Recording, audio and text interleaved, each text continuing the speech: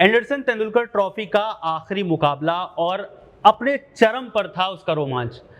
इतना मतलब आखिरी दिन इतना मजा आ गया हर किसी को, जितने भी फैंस थे, जितने भी खिलाड़ी थे।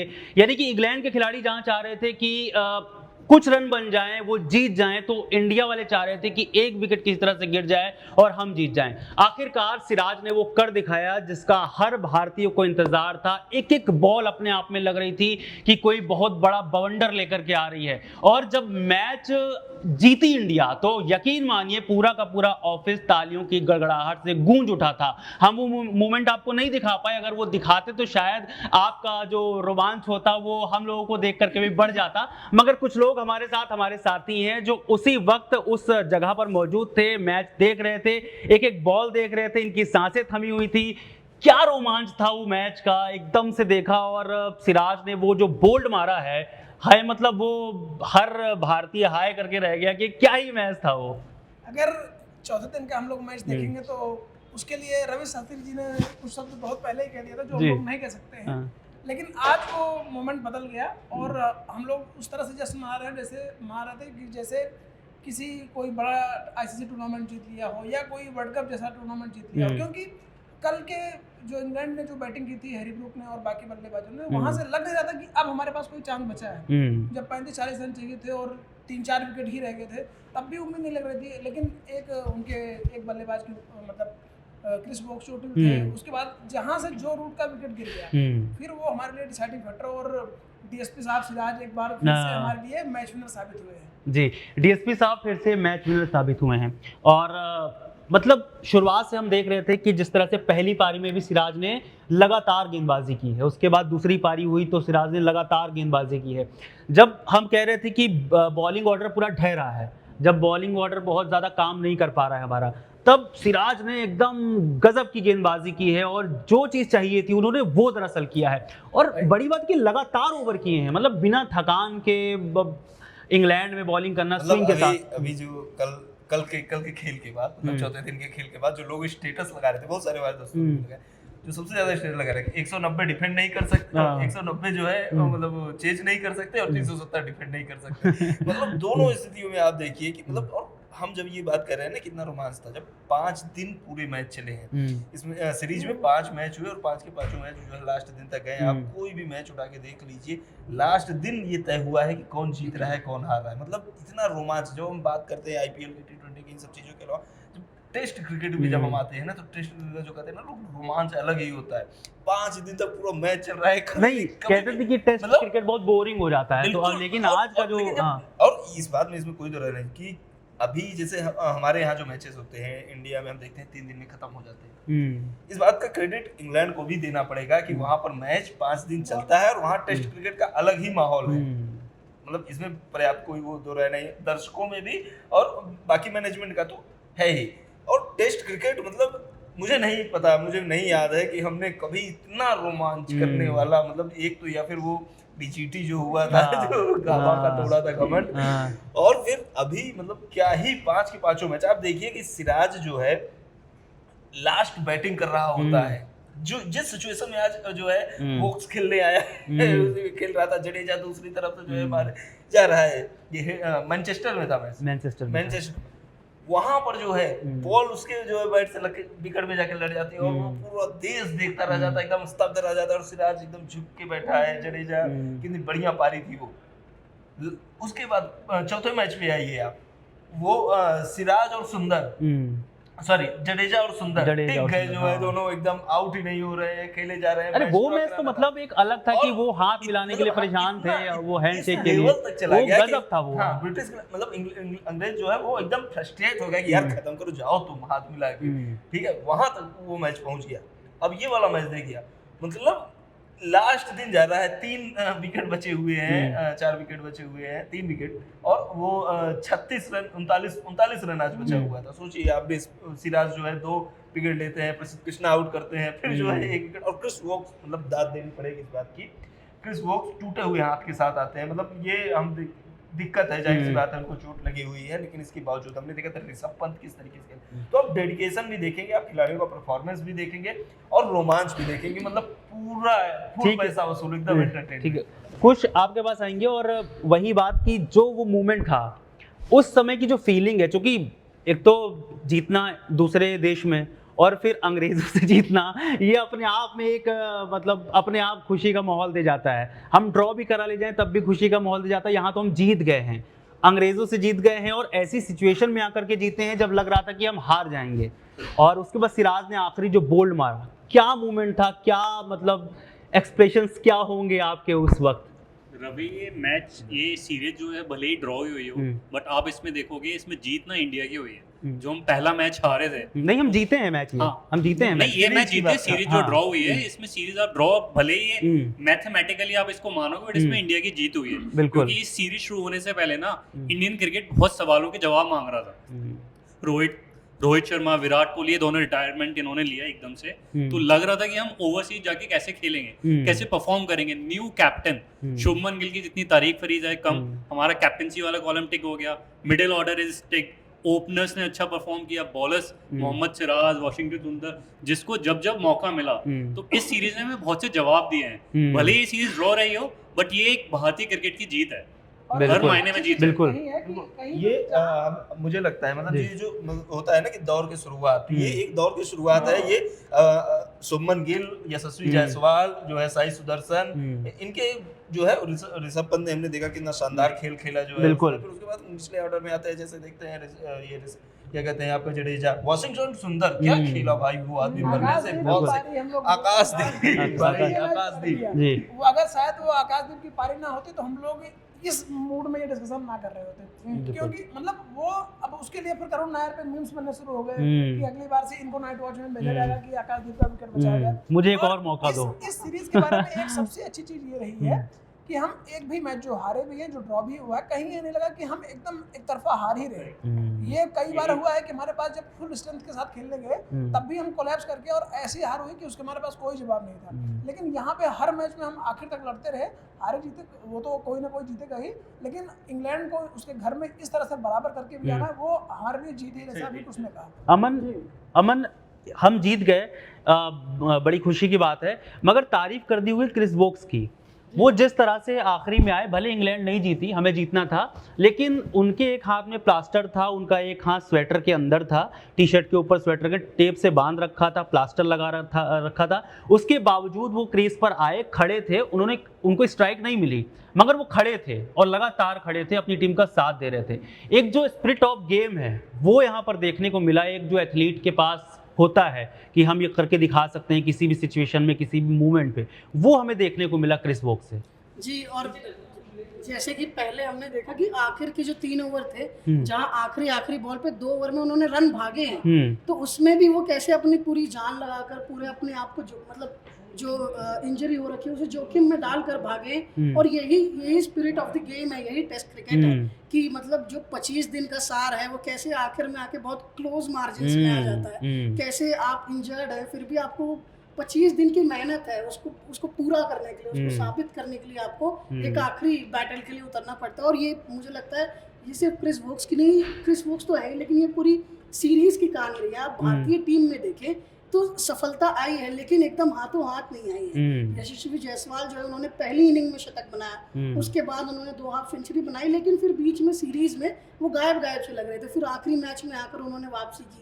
ऐसे ही शुभमन गिल, पहले 2 मैच बहुत ही अच्छे गए, फिर तीसरा टेस्ट जो है बहुत शांत गया, उसकी अगली इनिंग भी शांत गई, फिर उन्होंने खुद को वापस ढूंढा। प्रसिद्ध कृष्णा शुरू में इतने महंगे साबित हो रहे थे और आखिर में फिर से उन्होंने अपनी जो वो लय है, वो विकेट्स हैं, वो वापस लाए। और मैं समझता हूँ पूरी ये भारतीय टीम के लिए ही ऐसा रहा है कि कोई सफलता हाथों हाथ नहीं आई, जद्दोजहद लगी है और मेहनत लगी है सबकी। बड़ी बात यह है कि नीलेश, हम लोग बोल रहे थे कि हमारी बल्लेबाजी, पूरी सीरीज में हमने कहा कि हमारी बल्लेबाजी बहुत अच्छी है, मगर गेंदबाजी में कहीं ना कहीं लूप होल हमें दिखाई पड़ रहा है हर जगह। और आप देखेंगे कि हम 2 मैच अगर जो जीते हैं वो गेंदबाजी के बल पर ही जीते हैं, दोनों मैच गेंदबाजी के बल पर जीते हैं। ये मैच जो लास्ट है इसको तो हम बिल्कुल गेंदबाजी के बल पर जीते हैं। तो वो जो लूप होल छूट रहा है, हम कहें कि बुमराह को लेकर के हम चल रहे थे, बुमराह ने लास्ट मैच नहीं खेला, उसके बावजूद हम जीत गए।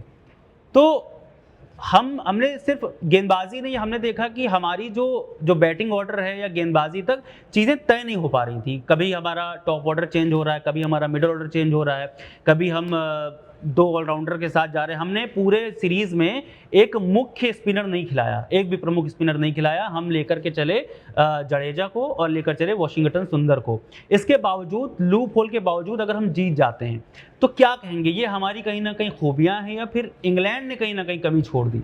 जैसा कि ये पहला मैच हारने के बाद जब सवाल उठे थे तो गौतम गंभीर ने ये बात बोली भी थी कि हमें ऐसे गेंदबाज भी चाहिए जो 20 विकेट निकाल सके, और आखिर तक आते आते वो बात साबित हो रही है। और एक, क्योंकि हम ये जो पहली सीरीज खेल रही है वो टीम अभी बनने की दिशा में है, और बनने में आपको, जो गौतम गंभीर ने भी ये बात बोली थी कि आपको उनको समय देना पड़ेगा। जसप्रीत बुमराह को एक दिन में नहीं बन पाएगा, जो क्योंकि आपको जब वो एक्सपोजर मिलेगा, आप उस तरह के लेवल के खिलाड़ियों के सामने खेलेंगे, तभी आप उसके लिए तैयार होते हैं। जैसे हमने देखा कि प्रसिद्ध कृष्णा बहुत पहले और एक दो तीसरे मैच तक बहुत अच्छे पिटे थे, रन अभी भी दे रहे हैं, लेकिन उनको लगातार बैक करने का फायदा ये हुआ कि अब वो विकेट भी निकाले।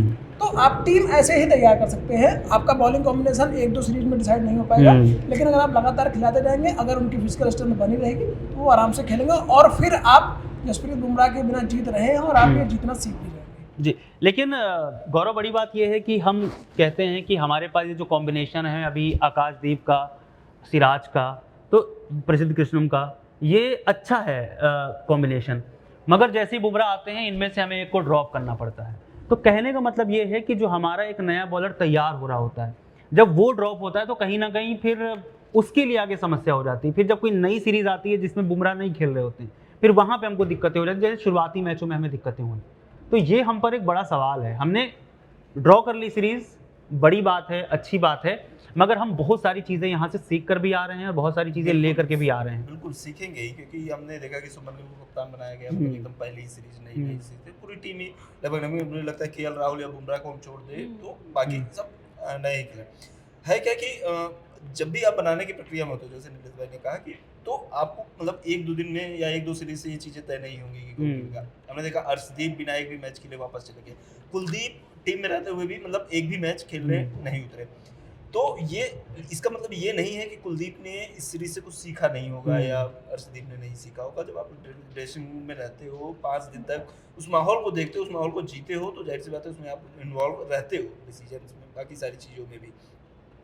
चाहे आकाशदीप की बात हो, चाहे शार्दुल की बात हो, चाहे मतलब बुमराह के इन आउट होने की बात हो, जब भी मतलब मुझे लगता है कि जो भी गेंदबाज अंदर हो रहा हो चाहे बाहर हो रहा हो, क्योंकि वो भी बहुत शुरुआती फेज में है, तो इसका बहुत ज़्यादा उन पे असर उस तरीके से नहीं पड़ा। क्योंकि जो भी 15 लोग जाते हैं वहाँ पर, वो मतलब किसी को भी ये, कोई भी व्यक्ति ये श्योरिटी के साथ नहीं जाता है कप्तान के अलावा या विकेट कीपर, मुझे लगता है कि भाई मैं खेलूंगा ही, फाइनल 11 में मैं रहूंगा ही। तो मुझे नहीं लगता कि मतलब अगर आप लंबी रेस के लिए तैयारी कर रहे हो तो इस तरीके से आप, क्योंकि अगर 5 मैचों की सीरीज है, अगर आपको 3 मैचों में भी मौका मिल रहा है, 2 मैचों में भी मौका मिल रहा है, तो फिर आप परफॉर्म करते हो उन सब चीज़ों में। खुश इस सीरीज़ के बाद, अब क्योंकि जैसा बताया गौरव ने कि भाई बहुत सारी चीज़ें सीखेंगे भी, बहुत सारी चीज़ें सीख करके आए हैं। कुलदीप यादव को नहीं खिलाया पूरी सीरीज़, काफ़ी क्रिटिसाइज़ भी हुआ, गौतम गंभीर को लेकर सवाल भी खड़े हुए कि क्यों नहीं खिला रहे हैं, और उनकी कमी, हम मैच सीरीज़ हमने ड्रॉ की, लेकिन कुलदीप यादव कमी खली हमें, क्योंकि जब डेथ ओवर्स में हमने देखा, जब मिडल मैच चल रहा था, जब दूसरा और तीसरा दिन था, जब हमें विकेट लेने की ज़रूरत पड़ रही थी, तब हमें एक पूरा प्रोफेशनल जो स्पिनर है हमको उसकी ज़रूरत पड़ रही थी, और वो हमें कुलदीप यादव वहाँ पर दिखने चाहिए थे, मगर वो नहीं दिखे।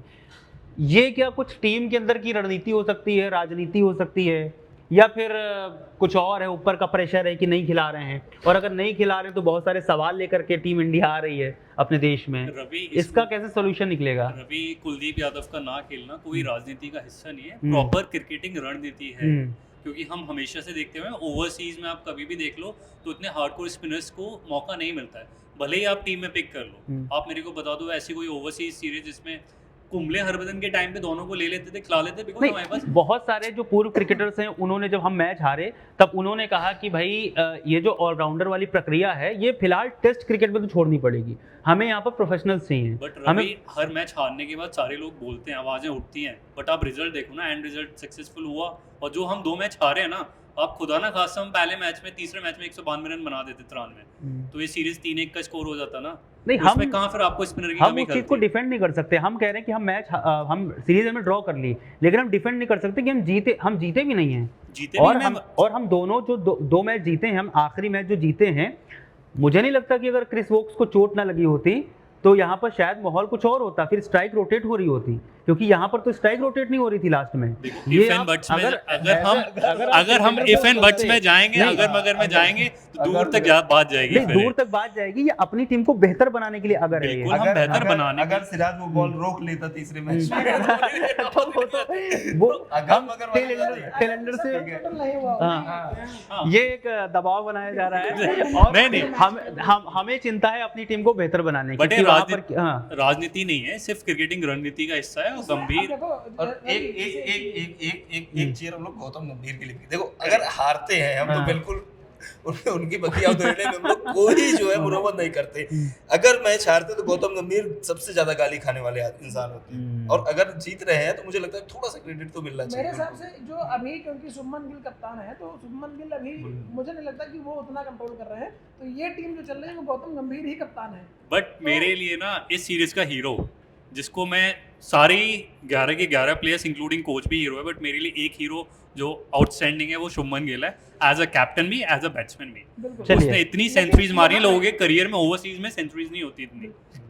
चलिए, अच्छी बात है। तो ये बहुत ही अच्छी तरीके से उसने क्रिकेट में लीड किया अपनी टीम को। आवाज सुनाई नहीं दे रही नीलेश भाई की, आप माइक लीजिए। मैं कह रहा हूं कि शुभमन गिल भले ही कप्तान है, लेकिन जिस तरह से सीरीज चली है उससे लगता है कि असली कप्तान गौतम गंभीर ही है। आगे चल के शुभमन गिल कप्तानी करेंगे और वो खुद डिसीजन ले पाएंगे, और मैं चाहता हूं कि गौतम गंभीर से सीख के वो ये काम करें और बेहतर करें। ये गलत बात है। गलत बात नहीं है। जो व्यक्ति मैदान में मौजूद है वो देखो T20 में होता है ये सब, क्लब क्रिकेट वाली मतलब मैच वाली चीजें हम लोग देखते हैं, लेकिन मुझे लगता है कि शुभमन गिल हम देख रहे थे, वो फील्डिंग लगा रहे थे, कर रहे थे, ये सब सुनिए नहीं सुनिए तो, और हम ऐसा नहीं है कि कोच इन्वॉल्व नहीं होता है, ठीक है, वही हम देखते हैं स्टोक्स और उनके साथ मैकुलम को। अब देखिए रहेगा ही भाई, और वो बताएगा ही उसको, अगर चीजें दिखेंगी समझ में आएंगी तो इसका मतलब ये मैं भी यही कह रहा हूँ कि मैं ये नहीं कह रहा हूँ कि तो अब आप वहीं पे आ रहे हैं ना। मैं ये नहीं कह रहा हूँ कि शुभमन गिल खराब करे, मैं ये कह रहा हूँ कि शुभमन गिल जो कर रहे हैं गौतम गंभीर से सीख के, वही सीख के आगे वो खुद से भी कर सके। आगे नहीं ओबीसी है, ऐसा तो है नहीं कि गौतम गंभीर किनारे बैठ जा रहे हैं। चलिए ठीक है, ये आप जो देखिए हमारे देश का जो फैन है, एक लास्ट सीरीज में एक भी मिनट के लिए किसी की कमी नहीं करेगी। ये थोड़ा सा तंज है लोगों पर। तंज नहीं है ये कोहली शायद हो सकता है, कोहली और रोहित पर तंज हो। Full respect to Virat Kohli, Rohit Sharma, भाई बहुत महान खिलाड़ी हो, पूरा सम्मान है, उन्होंने बहुत मैच जीता है, लेकिन इसके बावजूद मैं ये कह रहा हूँ कि भाई जिस तरीके से लड़कों ने खेला, क्या शानदार खेला भाई। अगर कोई रिटायर हुआ तो उसकी कमी खलनी भी नहीं चाहिए। इस पर मैंने एक मीम देखा था, जब पहले मैच में पहली इनिंग में जब इंडिया के 50 रन तक कोई विकेट नहीं गिरे, तब कमी खली थी। तब कमी खली थी। ये एक मैंने मीम देखा था। चलिए ठीक है, नहीं, करुण नायर ने थोड़ी बहुत कोशिश की थी, लेकिन वो हो नहीं पाया। चलिए ठीक है, कुछ लास्ट टाइम कुछ कहना चाह रहे थे। भारतीय क्रिकेट को बहुत सारे सवालों के टेस्ट क्रिकेट में जवाब मिले हैं।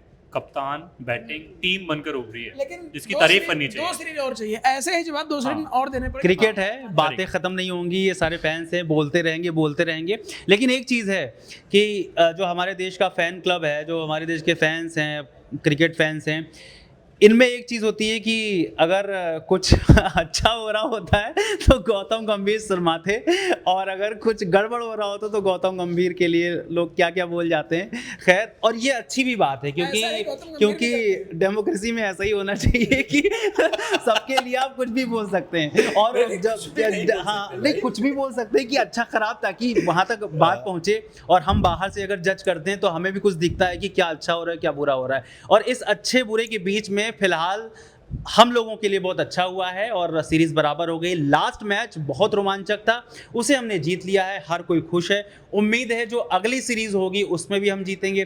तब तक के लिए आप हमारे साथ बने रहिए, और आपको ये जीत वाला मोमेंट कैसा लगा था हमें कमेंट करके ज़रूर बताइएगा। बहुत शुक्रिया।